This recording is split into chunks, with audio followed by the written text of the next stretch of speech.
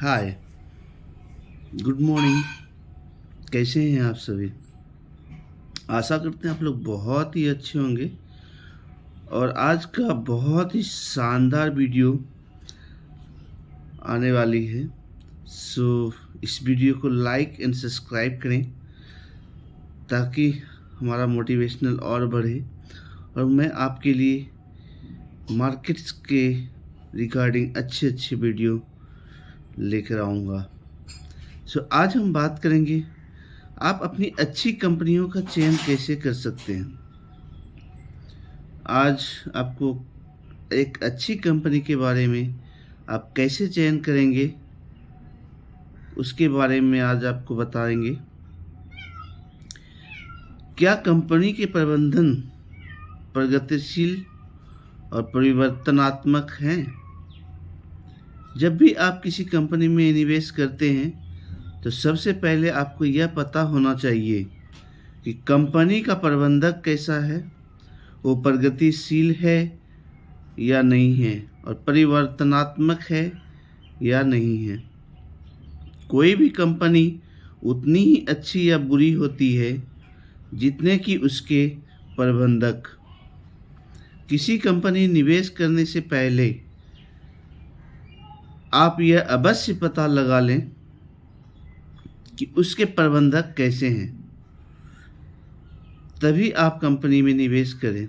जब तक आपको कंपनी के निवेशक, उसके प्रबंधक के बारे में आपको जानकारी नहीं होती है, तब तक आप उसमें निवेश ना करें। सबसे पहले ध्यान में रखें कि सिर्फ आम धारणाओं के आधार पर कोई भी राय नहीं बनाना चाहिए। कई लोग मानते हैं कि पारिवारिक प्रबंध वाली कंपनियां हमेशा खराब प्रदर्शन दिखाती है या फिर विदेशी प्रबंधन हमेशा अच्छे होते हैं। यह हमेशा सच नहीं होता है। हर प्रकार की कंपनी प्रबंधन में अच्छे और बुरे पहलू अवश्य होते हैं। कंपनी के प्रबंधन को आंकने का एक मापदंड है उनका पिछला प्रदर्शन। कंपनी के पिछले प्रदर्शन के आधार पर आप कंपनी की तुलना कर सकते हैं। कंपनी के पिछले 4-5 वर्षों के बिक्री, उसके मुनाफे और अन्य आंकड़ों को देखने से आप कंपनी के विकास की दर जांच सकते हैं। इससे कंपनी के प्रबंधन के बारे में भी पता चलता है। इस प्रदर्शन की आप अन्य समान कंपनियों से भी तुलना कर सकते हैं। अन्य पहलू है कि कंपनी ने आर्थिक परेशानियों का सामना किसी प्रकार से किया है। क्या प्रबंधन ने भविष्य के लिए कारोबार की संभावनाओं का ध्यान रखा है? क्या उन्होंने बदलते आर्थिक परिवेश के अनुसार अपने को ढाला है? क्या कंपनी ने लगातार नई तकनीक, नए उत्पाद और नए प्रबंधन के तरीकों को अपनाया है? इन सब बातों से आप जान पाएंगे कि कंपनी चलाने वाला का कामकाज कैसा है। पर इस प्रकार की जानकारी आपको मिलेगी कहाँ से? ये भी बात बहुत ज़रूरी है कि ये सारी बातें आपको मिलेगी कहाँ से। तो उसके बारे में हम बताएंगे कि ये सारी चीज़ें आपको पत्र पत्रिकाओं, खासकर आर्थिक अखबारों पर निर्भर कर सकते हैं। इनमें सभी प्रमुख कंपनियों से संबंधित छोटी छोटी बातों के बारे में समाचार और टिप्पणी छपती रहती है। कई कंपनियों के प्रबंधनों में आपसी मतभेद भी होते हैं। ऐसे प्रबंधन का कामकाज अक्सर कमज़ोर रहता है। ऐसी कंपनियों में निवेश करने से आप पहले पूरी तरीके से सोच समझकर ही निवेश करें। इस तरीके की कंपनी में निवेश करने से पहले आपको अच्छी तरीके से और अच्छे प्रकार से उसका पूरा जांच पड़ताल करने के बाद ही उस कंपनी में निवेश करें और काफ़ी सोच समझकर अपने पैसे को निवेश करनी चाहिए। कंपनी कितनी भी छोटी हो या कितनी भी बड़ी हो, उससे कोई फ़र्क नहीं पड़ता है। छोटी कंपनी की अपेक्षा बड़ी कंपनी में निवेश करना बेहतर माना जाता है। बड़े स्तर पर काम करने वाली कंपनियां अपनी लागत कम करके अन्य कंपनियों से बेहतर काम कर पाती है। कम लागत होने के कारण वे खराब आर्थिक परिस्थितियों में संभल पाती है। बड़ी कंपनियों आप निवेश करते हैं तो उसमें नुकसान होने का खतरा बहुत कम रहता है, क्योंकि बड़ी बड़ी कंपनियां वो अपने परिस्थिति के हिसाब से संभाल लेती है।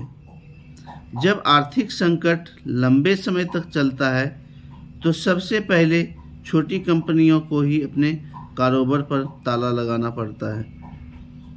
बड़ी कंपनियों को एक और फायदा भी होता है। इन कंपनियों में ऊंचे वेतन के साथ काम का वातावरण भी अच्छा होने के कारण इन्हें सुशिक्षित और अनुभवी कर्मचारी मिल जाते हैं। अतः इन कंपनियों का प्रबंधन और कामकाज छोटी कंपनियों की अपेक्षा बेहतर होता है। इसके अलावा अधिक उत्पादन के चलते इन कंपनियों की बाजार में भी अच्छी धाक और साख रहती है। बड़ी कंपनियों का अधिशेष भी अक्सर काफ़ी अच्छा होता है, जिससे वे अनुसंधान, विज्ञापन, परिवर्धन और बेहतर उत्पाद में लगा सकती है। इन सब कारणों से बड़ी कंपनियों में निवेश करना आमतौर पर अधिक सुरक्षित रहता है, पर इसका मतलब यह नहीं है कि छोटी कंपनियों में निवेश करना भी छोटी कंपनियों में भी निवेश करने से आपको काफ़ी ज़्यादा प्रॉफिट होने की संभावना हो सकती है, क्योंकि कभी कभी छोटी कंपनियां भी काफ़ी ज़्यादा प्रॉफिटेबल आपको बना सकता है। तो उसके लिए आपको कंपनियों की पूर्णतः अनदेखा नहीं करनी चाहिए। छोटी कंपनियों को भी आप अनदेखा नहीं कर सकते हैं। पिछले कुछ वर्षों में कई छोटी कंपनियों ने बहुत अच्छा प्रदर्शन भी किया है और निवेशकों को अच्छे लाभ के साथ मूलधन में काफ़ी अच्छी वृद्धि भी की है। अरविंद मिल्स, HEG व्हीकल्स व मैट्रिक लैबोरेटरीज ऐसी ही कुछ कंपनियां हैं।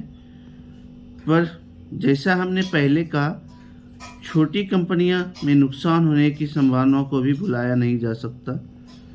किसी नए निवेशक को हम यही सलाह देंगे कि आप बड़ी कंपनियों पर ही ज़्यादा ध्यान दें। इनमें निवेशक को नुकसान होने का खतरा बहुत कम रहता है। एक बार आपको शेयर्स निवेश का कुछ अनुभव हो जाए और आप बाजार की नब्ज को समझने लगेंगे, तब आप छोटी कंपनियों में पैसा लगाने पर विचार कर सकते हैं। प्रश्न यह है कि कैसे जाना जाए कि कंपनी बड़ी है या छोटी है। इसका भी कोई तो तय मापदंड नहीं है।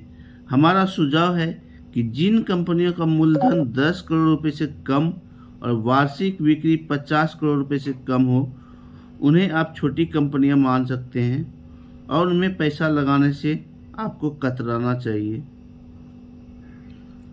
भारत की कुछ प्रमुख कंपनियां हैं, जैसे State Bank of India, Tata Steel, ITC Limited, Reliance Industries, Hindustan Lever, Telco, SCC Limited, ONGC, Hindalco, Tata Motors, SAIL, Larsen and turbo.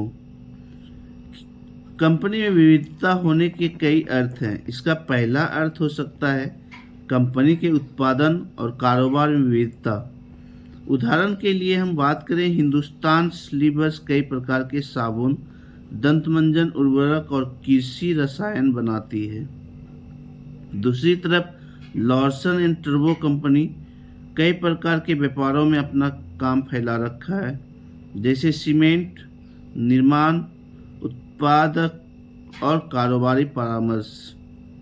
विविधता का और रूप हो सकता है देश या दुनिया के अलग अलग हिस्से में माल बनाना और बेचना।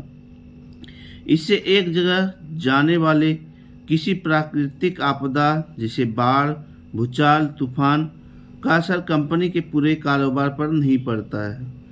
कुछ कंपनियां देश और विदेश में कई जगह अपना माल बेचकर अपने व्यापार में विविधताएं बनाए रखती है। आजकल अधिकतर कंपनियों ने विविधता छोड़ अपने विशिष्ट क्षमता के क्षेत्रों पर ध्यान देना शुरू कर दिया है।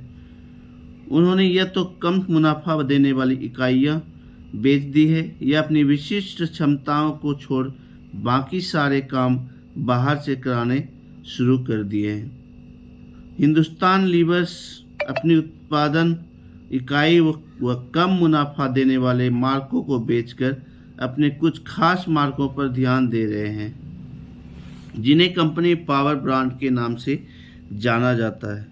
जो कंपनी अपनी विशिष्ट क्षमताओं के आधार पर उद्योग में आगे रहती है, वे अक्सर बड़ी विविधतापूर्ण कंपनियों से बेहतर निवेश साबित होती है। इन कंपनियों परिवर्तन व विकास के बेहतर अवसर देखे जाते हैं। कारोबार में सुरक्षा और स्थिरता के साथ ऐसी कंपनियों में बदलते परिवेश के अनुसार अपने को ढालने की क्षमता रहती है। नए निवेशक को हमेशा ऐसी कंपनियों में अपना पैसा लगाना चाहिए। इस कंपनियों में किया गया निवेश आमतौर पर ज़्यादा सुरक्षित और लाभदायक होता है। Thanks for watching. इस वीडियो को लाइक एंड सब्सक्राइब करें। Thank you.